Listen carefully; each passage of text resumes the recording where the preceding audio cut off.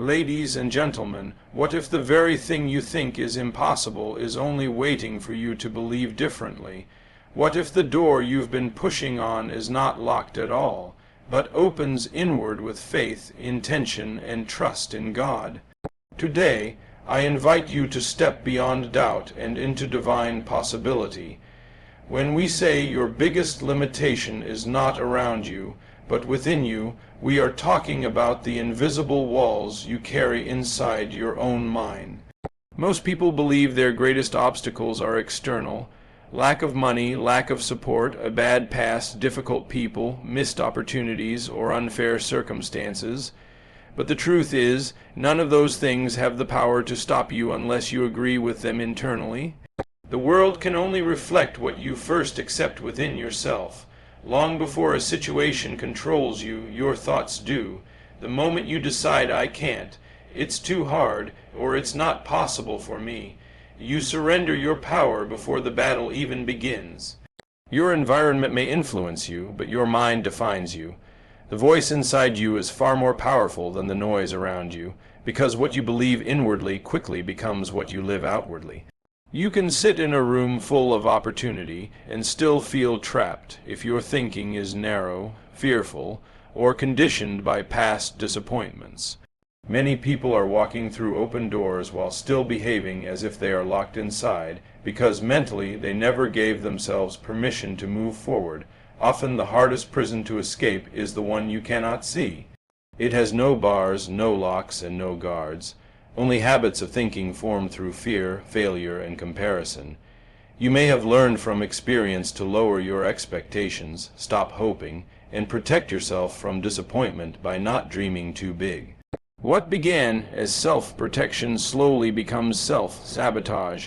You start rejecting possibilities before they even approach you. You learn to shrink yourself to fit the comfort of others or the limits of your past. But nothing around you can reduce your potential. Only your agreement with limitation can do that. Growth begins when you challenge the story you have been telling yourself about who you are and what you deserve. You are not defined by what happened to you, but by what you choose to believe about yourself now. The moment you change what you accept as true, you change what becomes possible. When your inner conversation shifts from fear to faith, from doubt to trust, and from limitation to expectation, the outer world must eventually follow. You stop requesting permission from circumstances and start living from conviction. You no longer wait for life to change before you grow. You grow first, and life rearranges itself to match who you have become. The collapse of inner limits is the birth of outward freedom, and when that happens, the world that once felt too heavy to carry will feel light enough to move. When we say God is bigger than every problem you face, we are speaking about perspective as much as power. Problems feel overwhelming when they are viewed through human strength alone, because the human mind measures life through visible limitations: time, money, energy, experience, and opportunity. When any one of these feels insufficient, fear steps in and magnifies the situation until it appears unstoppable. But the moment you bring God into the equation, the scale changes. What once looked massive begins to shrink, not necessarily because the problem disappears, but because you are no longer facing it by yourself. You are now standing with a power that does not run out, a wisdom that does not fail, and a strength that does not weaken under pressure. God does not strain under burdens the way people do, and what exhausts you does not exhaust him. Many people look at their problems as proof that God has forgotten them, but in reality, challenges often become the very place where God reveals himself the most. You do not discover the depth of divine strength when life is easy. You experience it when you reach the limits of your own ability. Problems are not signs of abandonment. They are invitations to lean on something greater than yourself. When you stop trying to handle everything alone and start trusting God within the struggle, something shifts inside you. Peace replaces panic, confidence replaces anxiety, hope replaces despair. The situation may remain the same for a moment, but your heart is no longer crushed by it. Fear works by exaggerating danger and minimizing divine power. It trains you to rehearse worst-case scenarios and forget past victories. It reminds you of what went wrong, but not of who carried you through. When you remember how many times you should have fallen but didn't, how many times you lacked answers but survived, how many times you were weak yet sustained, you begin to realize that God's involvement in your life has never been distant. Even when you did not see His hand, you were still living in the results of His protection. The problem you face today is not new to God. It is not too complex, too damaged, or too far gone. What feels impossible in your view is ordinary in His. When God is bigger in your vision, problems become smaller in your spirit. They no longer control your mood, your faith, or your future. You learn to pray instead of panic, to trust instead of worry, and to rest instead of resist. You stop asking how you will survive and start believing that you will overcome. The size of your God determines the size of your hope, and when God grows in your awareness, everything else loses its power to dominate you. When we say your past does not control your future, we are challenging one of the most damaging beliefs people carry, that yesterday has the authority to define tomorrow. Many live as if their mistakes have given them a permanent identity, as if failure has written a final chapter over their lives. But the truth is, your history is only a reference point, not a prison. What happened to you may have shaped you, but it does not get to rule you. You are not sentenced to repeat your worst moments forever, and you are not required to wear your past as a label on your identity. The mind loves patterns, and when pain repeats long enough, it begins to feel permanent, but that feeling is not truth, it is conditioning. Your past is a place you have been, not a place you live. Many people unknowingly build their future with broken tools from yesterday. They make decisions based on old fears, wounds, and disappointments instead of present truth. If you were rejected before, you begin to expect rejection again. If you failed once, you assume failure is waiting for you in every new attempt. If you were hurt before, you learn to live guarded instead of hopeful. Over time, this way of thinking does more damage than any single event ever did. The past may have happened to you, but it does not get to speak for you unless you give it permission. Healing begins the moment you stop asking your past who you are and start discovering who you are becoming. Growth requires the courage to unlearn. You must release the version of yourself that was shaped by survival and step into the version shaped by purpose. The problem is not that things went wrong. The problem is believing they must always go wrong. When you decide that your future deserves more than your history, your life begins to reset. You stop disqualifying yourself before opportunities arrive. You stop assuming the ending before the story unfolds. You stop punishing yourself for lessons you were meant to learn from, not live in. There is no expiration date on becoming new. No matter how many times you fell, you are not disqualified from rising. No matter how deeply you failed, you are not forbidden from success. Redemption is not about pretending your past didn't exist. It is about refusing to let it control what exists next. Every day you wake up, you are given another chance to write a different outcome. Your future is not written in things that once broke you, but in the choices you make today.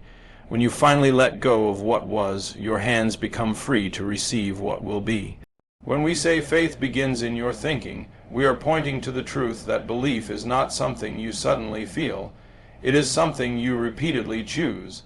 Long before your life changes outwardly, it shifts inwardly through what you allow your mind to accept as true. Every action you take is first formed as a thought, and every result you experience is linked to what you consistently tell yourself. If your thinking is filled with doubt, fear, and limitation, your life will naturally follow that direction. But when your thoughts are shaped by trust, hope, and expectation, your path begins to change. The mind is not just a place where ideas pass through, it is a workshop where destiny is being built daily. Most people wait for circumstances to improve before they allow themselves to believe, but faith works in the opposite direction. It is not born from proof, but from decision. You choose to believe before you see. You choose to trust even when you do not understand, and you choose to hope even when logic says you should not. This kind of faith does not deny reality, but it refuses to be ruled by it. It acknowledges the challenge while holding on to a greater truth. Without this mental posture, it is easy to become discouraged and lose direction. But when your thoughts are anchored in faith, storms may shake you, yet they will not destroy you. The greatest battles are not fought on the outside, but within the mind. Fear enters as a suggestion, not a command, and it only gains authority when you agree with it. The same is true for faith. It begins as a whisper that says, "There is more than this," and grows stronger each time you choose to listen. The moment you stop entertaining thoughts that weaken you and start feeding thoughts that strengthen you, everything begins to shift. You move from confusion to clarity, from anxiety to confidence, and from defeat to expectancy. The mind becomes a place of vision instead of a battlefield of worry. Thinking in faith means training yourself to speak differently to yourself. It is replacing "I can't" with "I will trust," replacing "it's over" with "this is only the beginning," and replacing "I'm stuck" with "I am being prepared." When your inner language changes, your outer life follows. Faith-filled thinking does not guarantee an easy life, but it produces a strong spirit. It teaches you to move forward even when you are afraid, to wait without losing hope, and to stand firm when everything feels uncertain. And over time, the thoughts you choose become the future you experience. When we say God did not consult your fear when creating your destiny, we are revealing a powerful truth about your life's design. Fear may speak loudly, but it was never given authority over your future. Long before you ever worried about failing, being rejected, or not being enough, a purpose was already spoken over your life. Fear entered later through experiences, disappointments, and human weakness, but your destiny was established before any of that existed. You were not created as a reaction to your circumstances. You were created with intention and direction. Fear is a visitor, not a resident, and it does not have the right to decide where your life will go. Many people shape their decisions around what they are afraid might happen instead of what they believe could happen. They turn down opportunities, silence their gifts, and postpone their dreams not because they lack ability, but because fear tells them it is safer to stay the same than to move forward. Over time, fear begins to disguise itself as wisdom. It calls itself caution, realism, or logic, but at its core it is still fear. It keeps you trapped in comfort while quietly robbing you of growth, but fear does not know your future, and it certainly did not design it. It can predict disaster all day long and still be wrong, because fear only sees from survival, not from purpose. Your destiny was shaped by a God who sees the end from the beginning, not by a feeling that changes with every challenge. Fear sees obstacles, God sees outcomes. Fear measures risk, God measures potential. Fear remembers every failure, God remembers every promise. When you allow fear to lead, your life shrinks to match your worry. But when you allow purpose to lead, your life expands to match possibility. You were not created to merely avoid pain. You were created to fulfill calling. Playing small may feel safe, but it slowly starves the soul.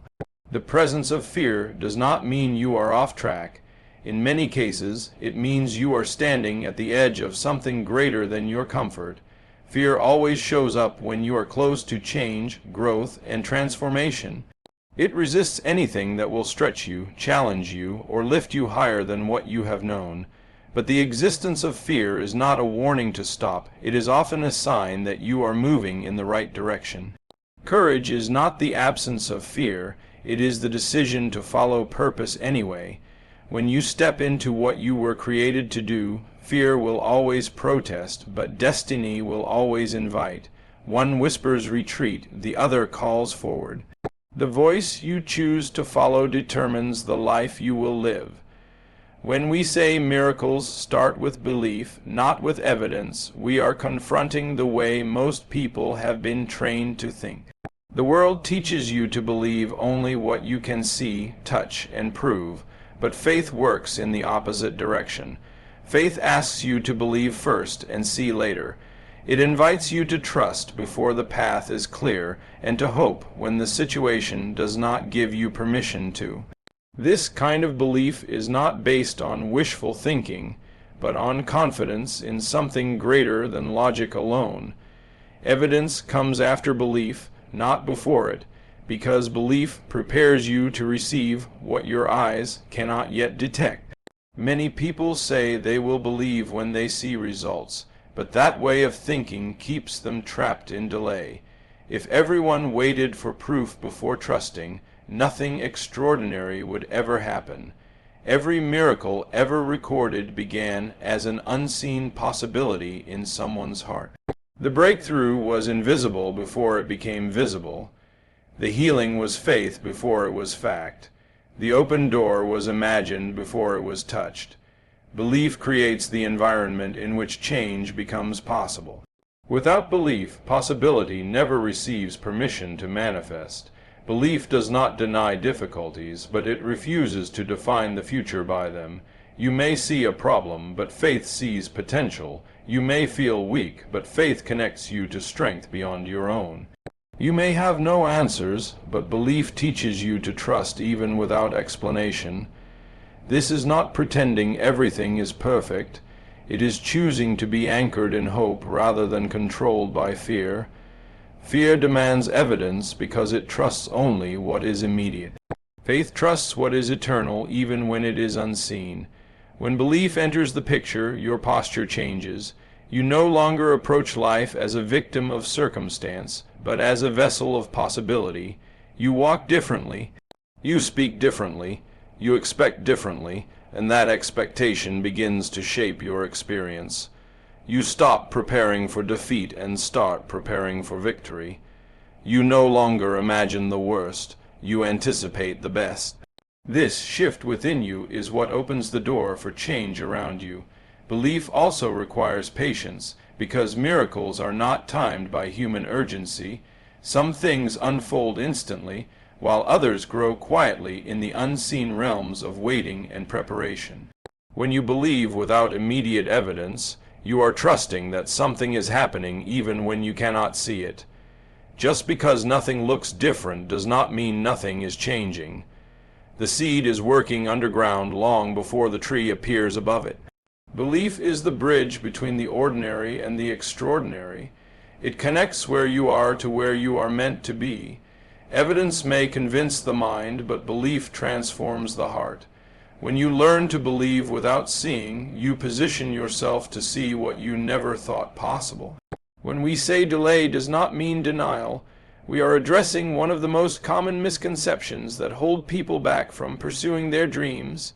Many look at waiting periods in life and interpret them as signs that God has forgotten them, that opportunities are lost, or that their prayers will never be answered. But delay is not a denial, it is a process. It is a period where preparation, growth, and alignment are quietly taking place behind the scenes.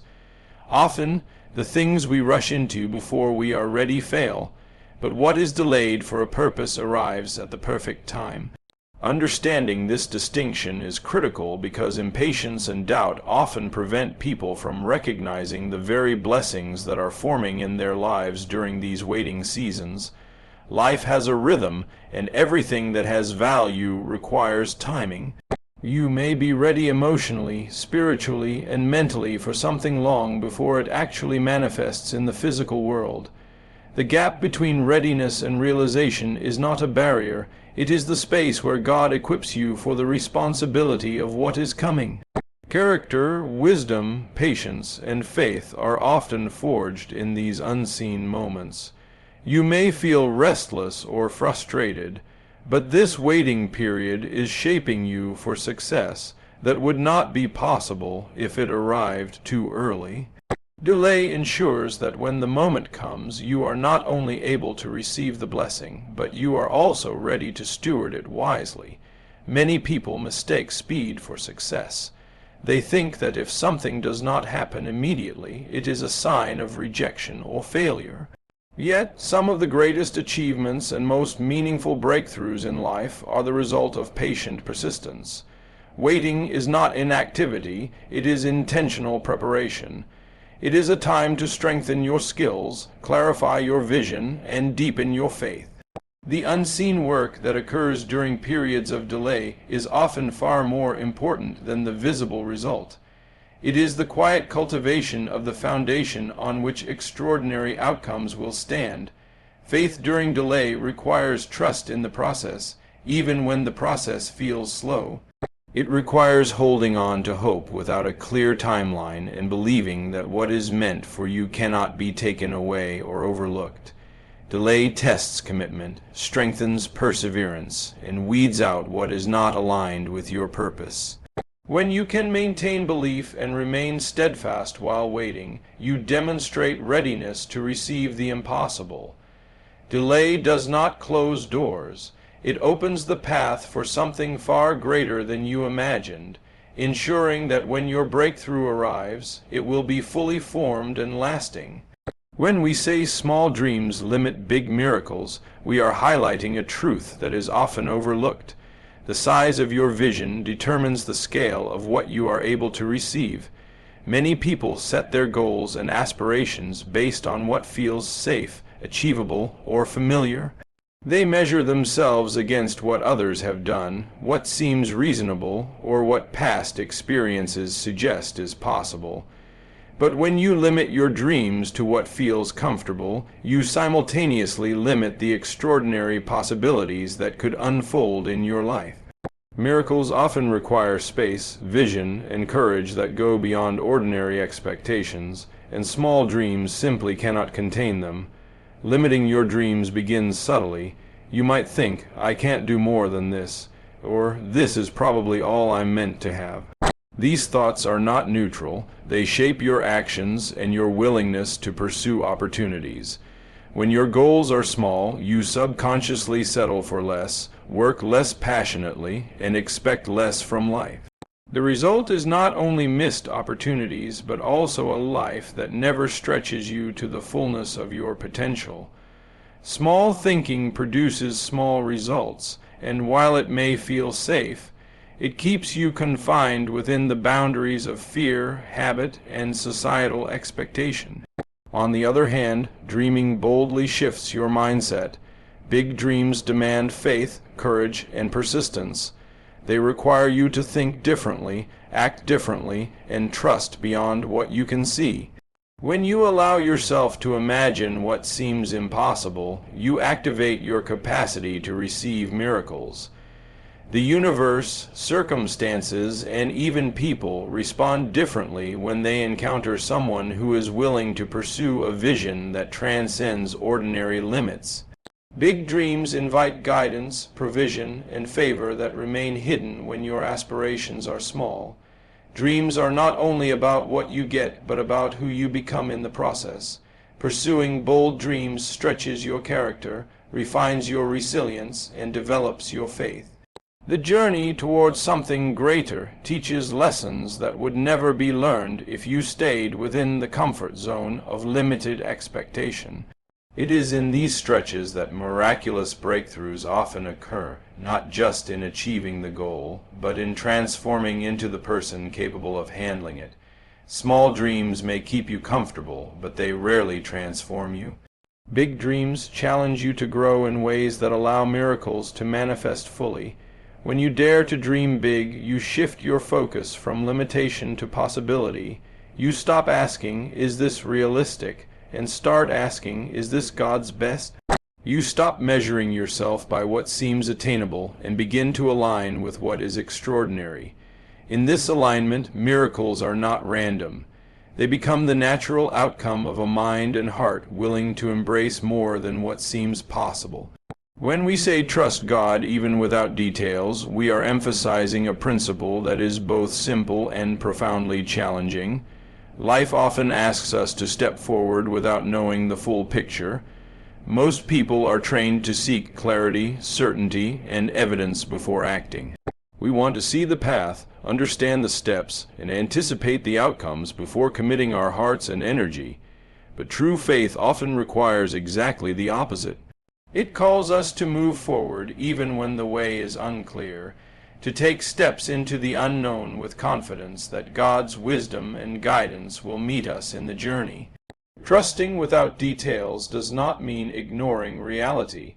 It means choosing to rely on a higher understanding that surpasses what your eyes can see or your mind can comprehend. Human beings naturally desire control, and waiting without understanding can feel uncomfortable or even frightening.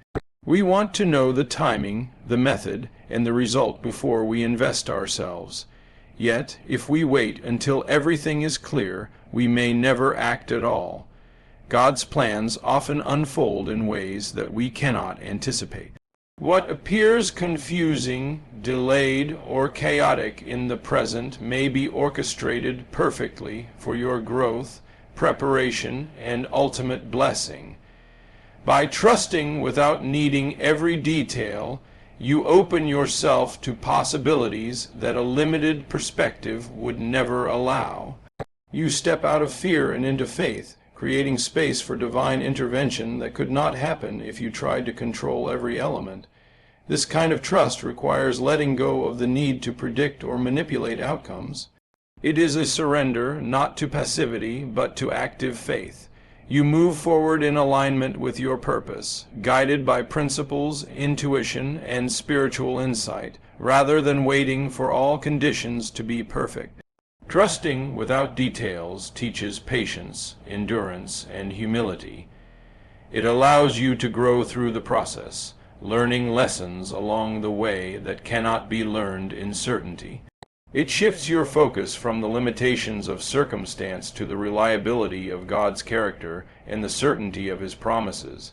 Trusting without full knowledge also strengthens resilience. Life rarely gives guarantees, and the unknown can feel like a test of courage.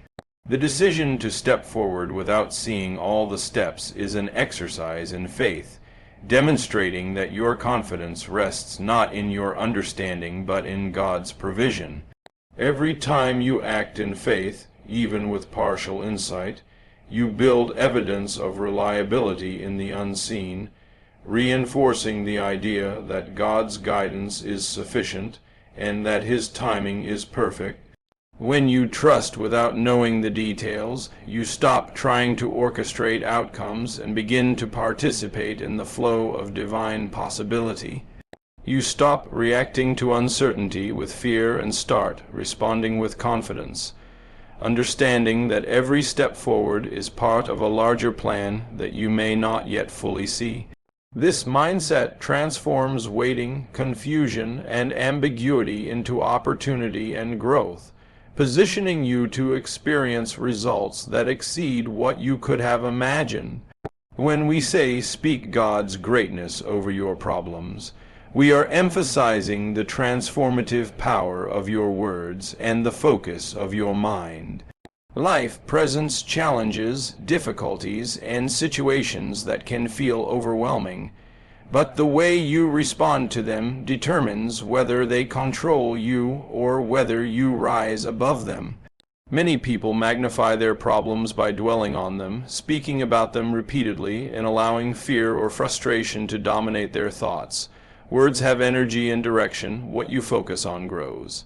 When you constantly talk about the size of your problems, you unconsciously give them authority over your life. Conversely, when you choose to speak of God's greatness, power, and provision, you redirect your focus from limitation to possibility, from fear to faith, and from despair to hope.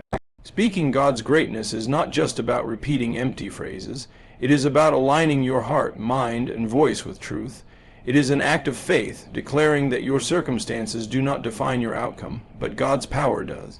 When you verbalize that God is bigger than your challenges, that He is faithful, and that He is working on your behalf, you reinforce belief within yourself. Your words shape your thinking and influence your perception. Speaking truth over your life is like planting seeds of hope and strength. Over time, those seeds grow, and your inner world begins to reflect the reality of divine provision. The principle applies not only to personal growth, but also to influence. When you speak positively and declare God's greatness, you inspire and encourage others around you. Your words become a testimony that shifts atmospheres, calms fear, and invites faith. Challenges may still exist, but your declarations create a spiritual momentum that moves you toward solutions, rather than keeping you trapped in worry. Speaking faith over your problems creates a cycle of reinforcement. The more you declare truth, the stronger your belief becomes, and the stronger your belief becomes, the more you act in alignment with God's promises. Additionally, speaking God's greatness empowers you to maintain perspective. It reminds you that while problems are temporary and situational, God's power is eternal and constant. When fear, doubt, or anxiety attempts to dominate, your words serve as a shield, redirecting your mind to truth. The act of speaking affirmations of faith transforms passive waiting into active trust. You are no longer helpless in the face of difficulty. You are actively participating in the process of overcoming by choosing to focus on what is higher, larger, and eternal, rather than what is immediate, limited, and temporary. Choosing to speak God's greatness consistently trains your spirit to recognize opportunities for breakthrough. It changes how you respond to adversity, how you perceive obstacles, and how you expect outcomes. By declaring divine power over problems, you shift your energy from resistance to alignment, from panic to peace, and from limitation to possibility, reinforcing the truth that your words are a vital instrument in shaping your life.